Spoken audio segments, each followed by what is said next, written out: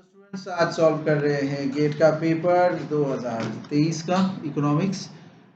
एक टेबल दिया हुआ है, टेबल के ऊपर काम करना है। डिफरेंट एज ग्रुप्स ऑफ 2010 से 2017 पॉपुलेशन के हिसाब से 0 से 14, 14 से 64 और फिर गुड्डा लोगों का। ठीक है, तो ये पूरा एक साथ है। The percentage of old age dependency on 2010 to 2017। So percentage change फटाफट निकालेंगे, कितना हुआ percentage change new minus old.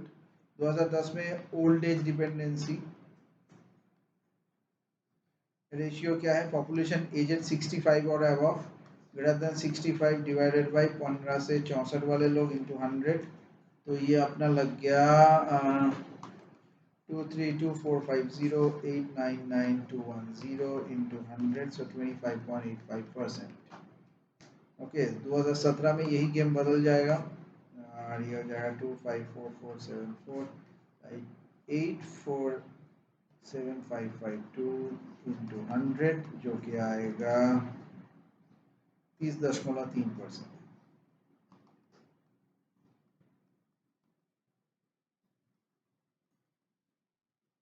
Okay, सो परसेंटेज चेंज क्या है? 30.03 minus 25.85 divided by 25.85 into 100, so this is 16.14।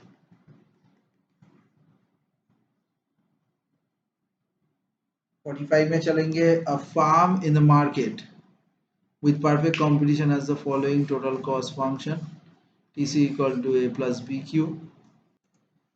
So now यहाँ पर मैं पूछा है कि what will happen in the fixed cost increases. Short run में दिया है ATC will have to shift upward.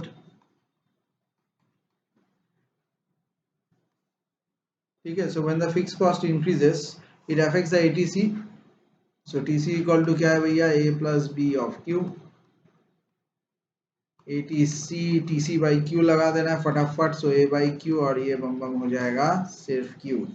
So the fix cost A is divided into Q divided by the Q is the ATC formula.